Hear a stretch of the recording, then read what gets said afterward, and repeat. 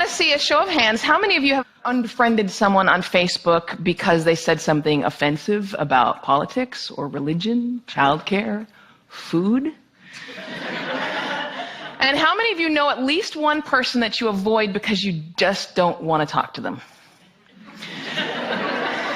You know, it used to be that in order to have a polite conversation, we just had to follow the advice of Henry Higgins in My Fair Lady, stick to the weather and your health.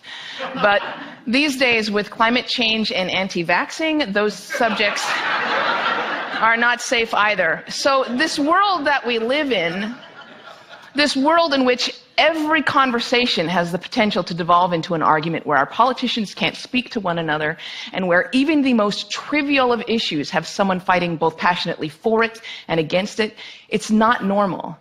Pew Research did a study of 10,000 American adults, and they found that at this moment we are more polarized, we are more divided than we ever have been in history. We're less likely to compromise, which means we're not listening to each other, and we make decisions about where to live, who to marry, and even who our friends are going to be based on what we already believe. Again, that means we're not listening to each other. A conversation requires a balance between talking and listening, and somewhere along the way we lost that balance. Now, part of that is due to technology, the smartphones that you all either have in your hands or close enough that you could grab them really quickly. According to Pew Research, about a third of American teenagers send more than 100 texts a day. And many of them, almost most of them, are more likely to text their friends than they are to talk to them face to face. There's this great piece in The Atlantic. It was written by a high school teacher named Paul Barnwell. And he gave his kids a communication project. He wanted to teach them how to speak on a specific subject without using notes. And he said this: I came to realize that conversational competence might be the single most overlooked skill we fail to teach. Kids spend hours each day engaging with ideas and each other through screens, but rarely do they have an opportunity to hone their interpersonal communication skills. It might sound like a funny question, but we have to ask ourselves, is there any 21st century skill more important than being able to sustain coherent, confident conversation? Now, I make my living talking to people. Nobel Prize winners, truck drivers, billionaires, kindergarten teachers, heads of state, plumbers. I talk to people that I like. I talk to people that I don't like. I talk to some people that I disagree with deeply on a personal level, but I still have a great conversation with them. So I'd like to spend the next 10 minutes or so teaching you how to talk and how to listen. Many of you have already heard a lot of advice on this. Things like look the person in the eye, think of interesting topics to discuss in advance, nod and smile to show that you're paying attention. Repeat back what you just heard or summarize it. So I want you to forget all of that. It is crap. There is no reason to learn how to show you're paying attention if you are, in fact, paying attention.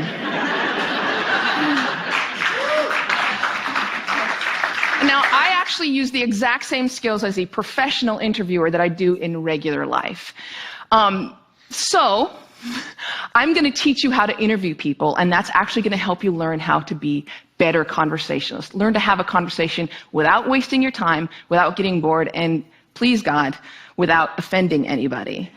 We've all had really great conversations. We've had them before. We know what it's like. The kind of conversation where you walk away feeling engaged and inspired, or where you feel like you've made a real connection, or you've been perfectly understood. There is no reason why most of your interactions can't be like that.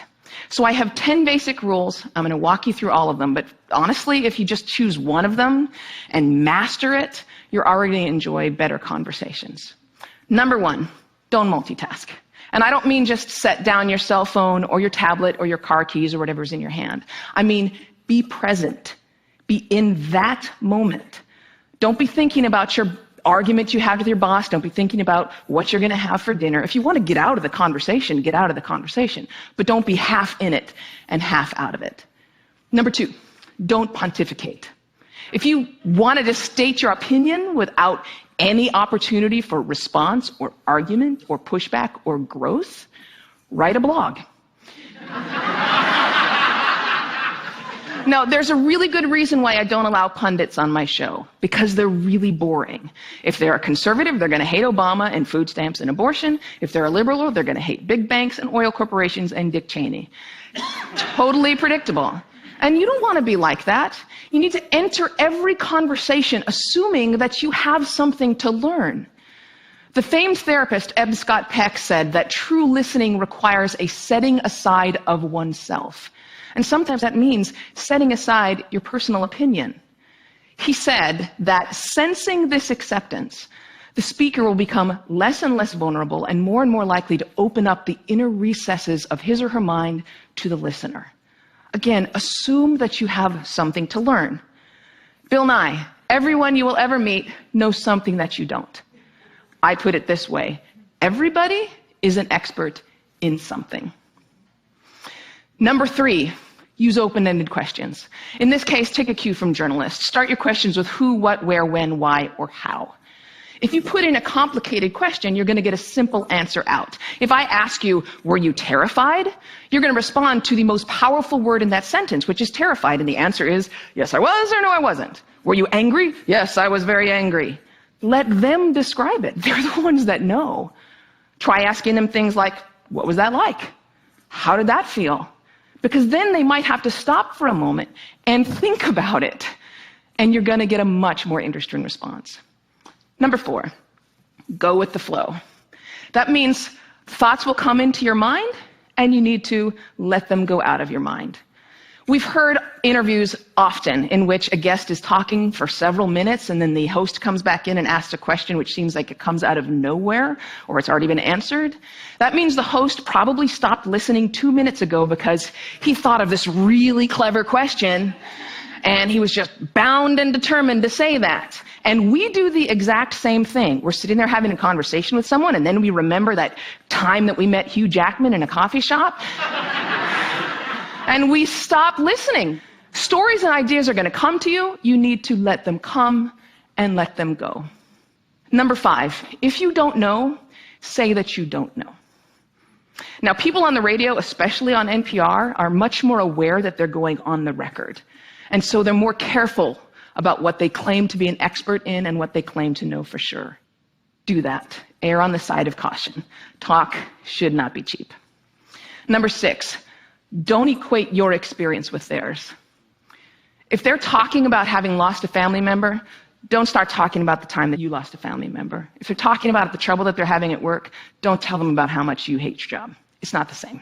It is never the same. All experiences are individual. And more importantly, it is not about you. You don't need to take that moment to prove how amazing you are or how much you've suffered. Somebody asked Stephen Hawking once what his IQ was, and he says, I have no idea. People who brag about their IQs are losers.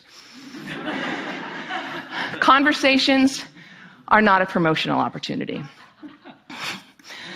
Number 7.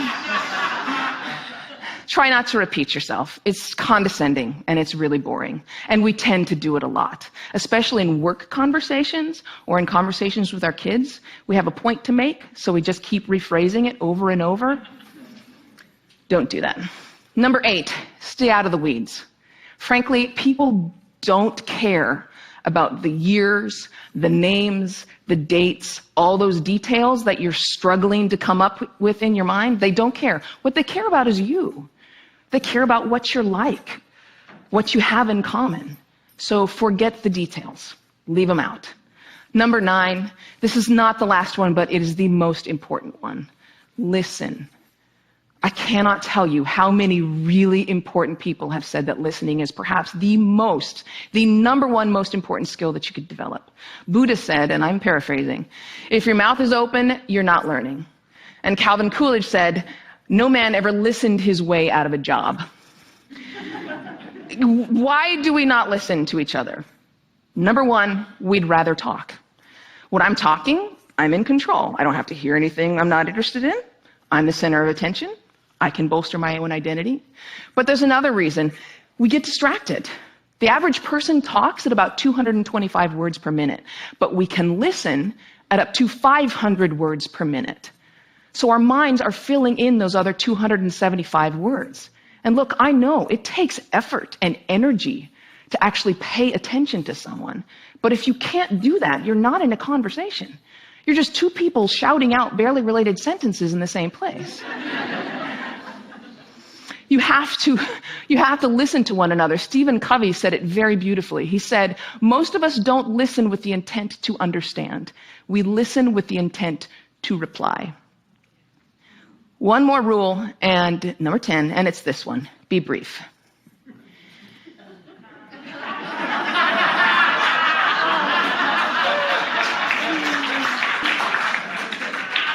All of this boils down to the same basic concept, and it is this one. Be interested in other people. You know, I grew up with a very famous grandfather, and there was kind of a ritual in my home. People would come over to talk to my grandparents, and after they would leave, my mother would come over to us, and she'd say, do you know who that was? She was the runner-up to Miss America. He was the mayor of Sacramento. She won a Pulitzer Prize. He's a Russian ballet dancer. And I kind of grew up assuming everyone has some hidden amazing thing about them. And honestly, I think it's what makes me a better host. I keep my mouth shut as often as I possibly can. I keep my mind open, and I'm always prepared to be amazed. And I'm never disappointed. You do the same thing. Go out, talk to people, listen to people, and most importantly, be prepared to be amazed. Thanks.